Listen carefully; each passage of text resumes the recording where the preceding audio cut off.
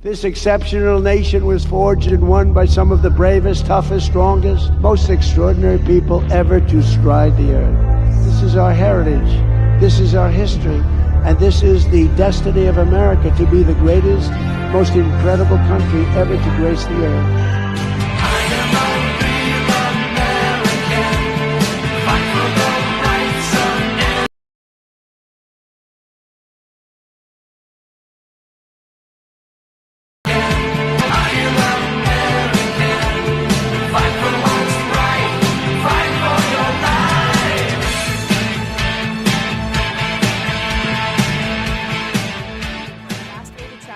Online right now? Head over to Qnotables.com. It's a centralized index of notable clips, headlines, and references being shared across the community, organized for quick browsing. Use it to spot patterns, pull links, and build your own research list. Qnotables.com. Browse the notables, verify the facts, stay informed.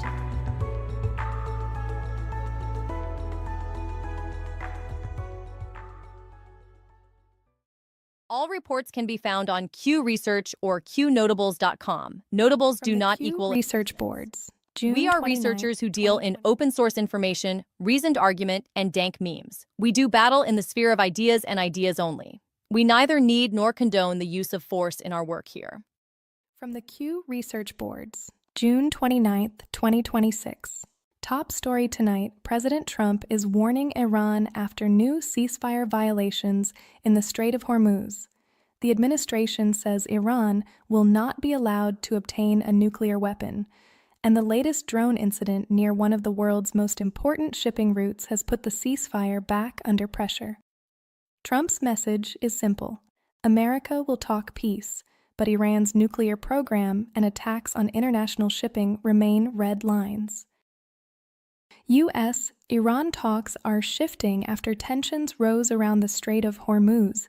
Talks that were first expected in Switzerland moved after new military activity, and maritime threats changed the agenda. U.S. Ambassador Mike Waltz is warning Tehran that America will not allow Iran to control or intimidate traffic through a key international waterway. The Strait of Hormuz remains one of the most important energy routes on Earth, and Washington is making clear that freedom of navigation is not optional. Iran remains under pressure from Washington, the International Atomic Energy Agency, and regional powers as questions continue over inspections, nuclear material, and shipping access. President Trump says Iran must stay away from nuclear weapons permanently. Iranian officials continue pushing for concessions, but the White House position is that any long-term agreement must include real limits, inspections, and enforcement. The ceasefire may still be in place, but the pressure campaign is active. Acting Navy Secretary Hung Cao is delivering a hard message to America's enemies. Cao says the United States can be a friend, but it can also be your worst enemy if challenged. That warning lands as Iran tests the limits of the ceasefire and U.S. forces remain focused on the Strait of Hormuz. The message from the Navy side is direct. America prefers peace through strength, but it is prepared to defend its people, allies, and global shipping routes. The Venezuela earthquake disaster remains one of the largest humanitarian crises in the world right now. The death toll has climbed above 1,000, thousands are injured, and tens of thousands are still missing. Rescue crews are digging through collapsed buildings, blocked roads, and unstable rubble. Questions are also being raised about construction failures after reports that some destroyed buildings used weak materials where stronger support should have been used. Venezuela is now in a race against time. International aid is now flowing into Venezuela as emergency teams from multiple countries join the rescue effort. Search crews, medical teams, helicopters, heavy equipment, and rescue dogs are moving into the worst-hit areas. The mission is simple: find survivors, treat the injured, and keep families alive after the quake destroyed homes, hospitals, and infrastructure. The scale of the disaster is massive, and the response is becoming a major international operation. A powerful moment of hope came from the rubble in Venezuela when U.S. rescuers pulled a mother and her 9-month-old baby out alive. The rescue came after days of searching, when survival chances usually begin dropping fast. The mother and child survived with minor injuries, giving rescue teams and families a reminder that the mission is not over. In the middle of tragedy, that rescue became a symbol of life, faith, and perseverance. Franklin Graham's Samaritan's Purse is part of the relief focus as faith-based aid groups help respond to the Venezuela earthquake. The organization has a long record of disaster response, aircraft support, field hospitals, and emergency relief around the world. With Venezuela facing mass casualties, collapsed buildings, and displaced families, outside help matters. This is where disaster relief becomes more than policy. It becomes food, medicine, rescue, shelter, and prayer for families who lost everything. Back at home, Homeland Security Secretary Markwayne Mullin says deportations are rising and 2026 is on pace to surpass last year's numbers. DHS is moving forward with enforcement after court rulings cleared the way for changes to temporary protected status. Mullin says migrants covered by TPS must seek lawful permanent status, accept return assistance, or leave the country. The administration's position is that temporary protection was never meant to become permanent residency. Secretary Markwayne Mullin clashed with CNN's Jake Tapper over deportations involving Haitian migrants with temporary protected status. Tapper pressed Mullin on Haiti's dangerous conditions, while Mullin argued that TPS is a temporary legal program and cannot last forever without congressional action.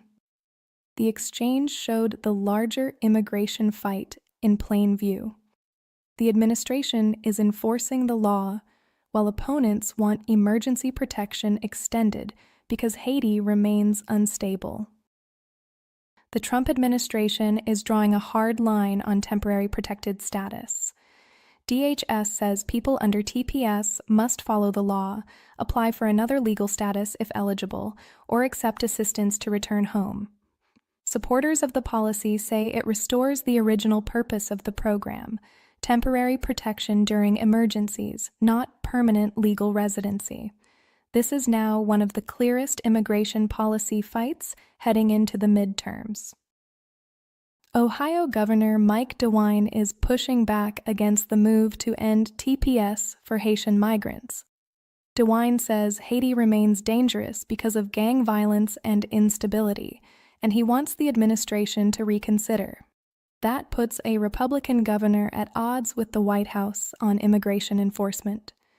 The legal authority may be clear, but the political split is real.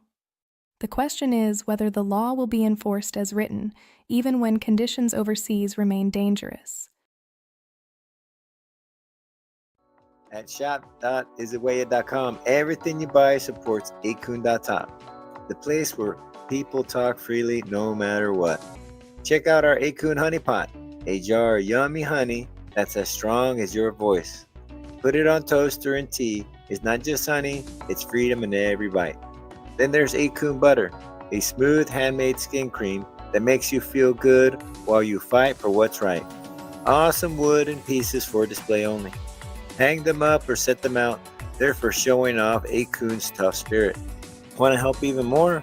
Get a proto membership. So go to shop.isawaya.com now and grab some goodies. Help Qnotables keep free speech alive, and let's keep the ideas flowing loud and free. Start your day right with Ahoy the Ship Show, where real talk meets real energy. No fluff, no filter, just stories, opinions, and moments that matter. Catch us live Monday through Friday at 9 a.m. Eastern. Your daily launch point for what you need to know, and a few things you didn't. Friday nights at 9 p.m. Eastern. Switch gears with Night Owl News Archives. A laid-back dive into the week's biggest headlines and hidden gems. Miss a show? Visit don'tdeletemebro.com for notes, highlights, and extras. Tap in or get left behind.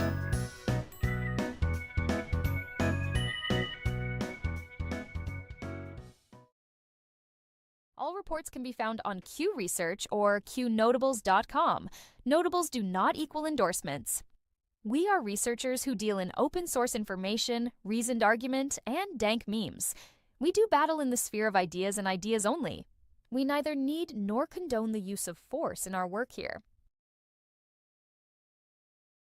From the Q Research Board's June 29, 2026.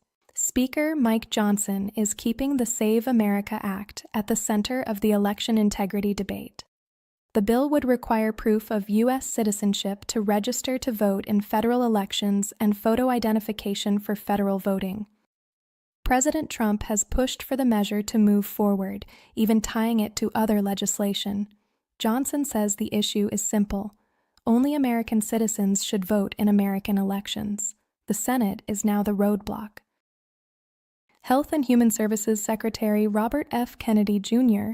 and CMS Administrator Dr. Mehmet Oz say more than 1 million Obamacare enrollees were listed without Social Security numbers.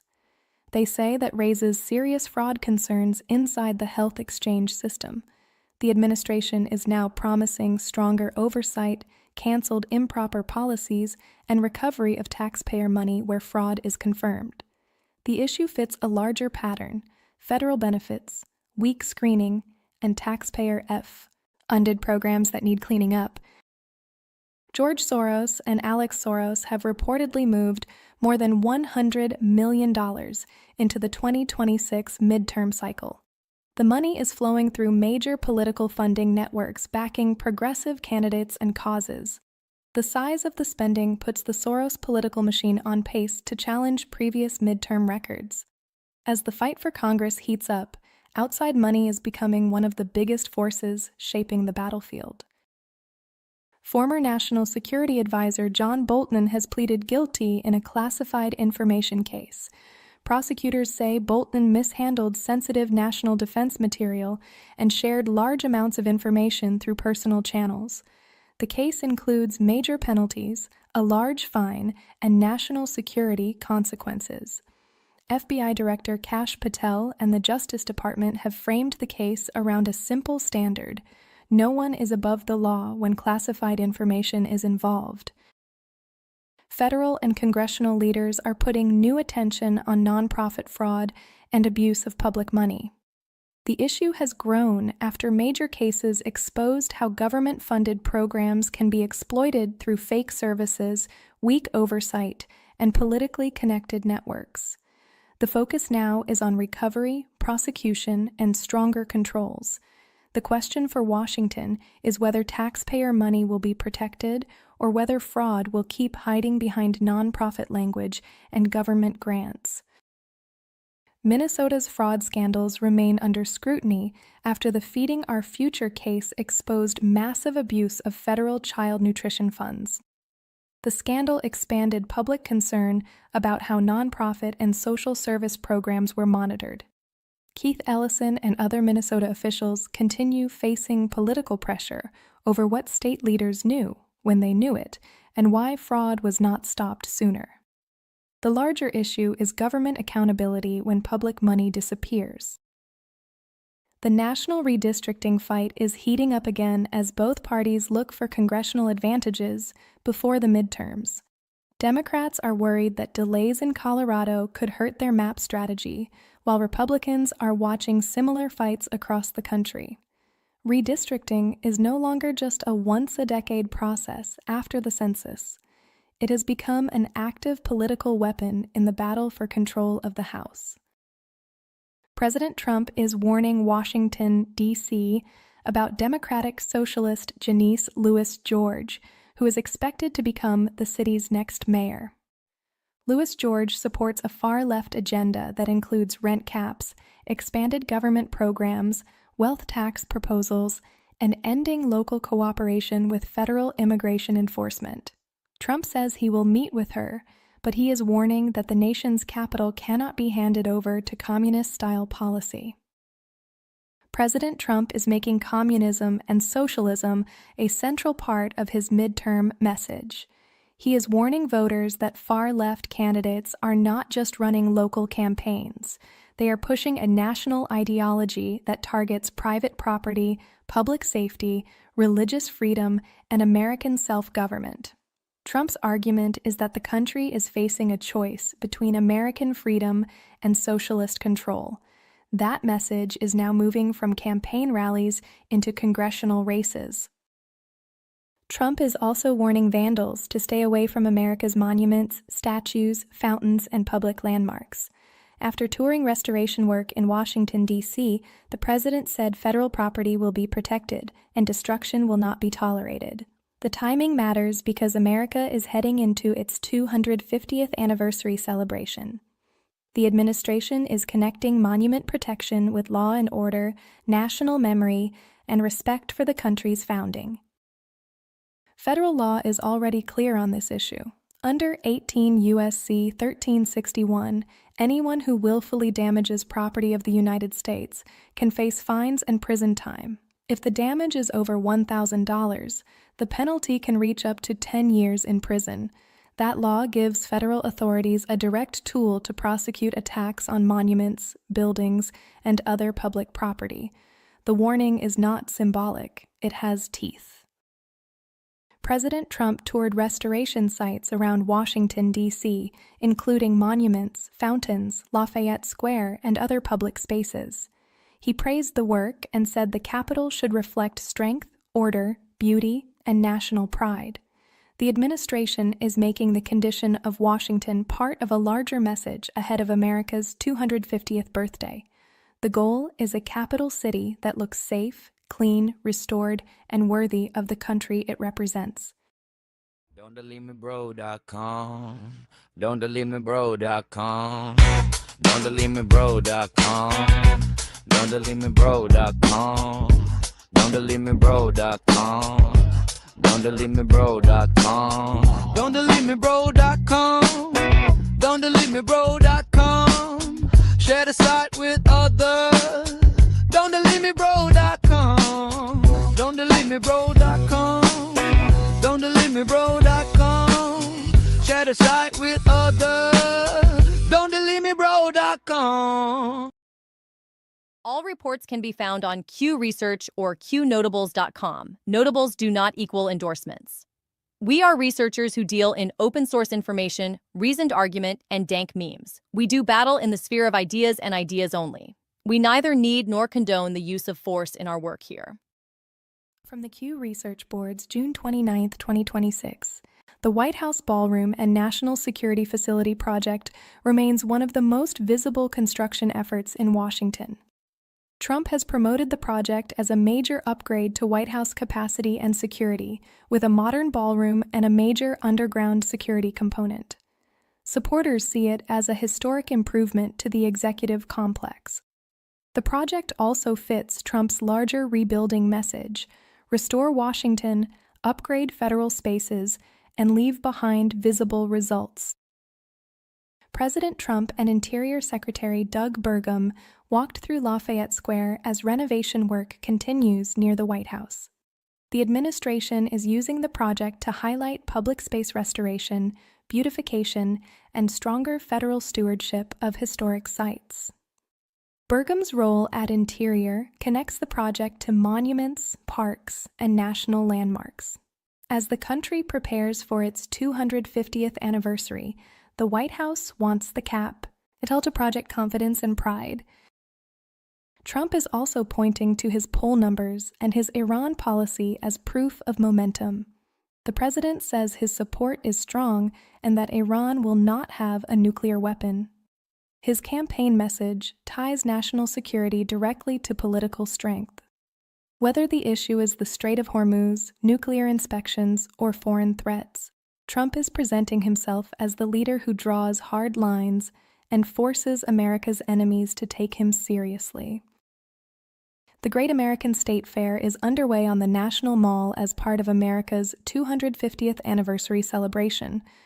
The event includes state fair attractions, food, entertainment, patriotic displays, and representation from across the country.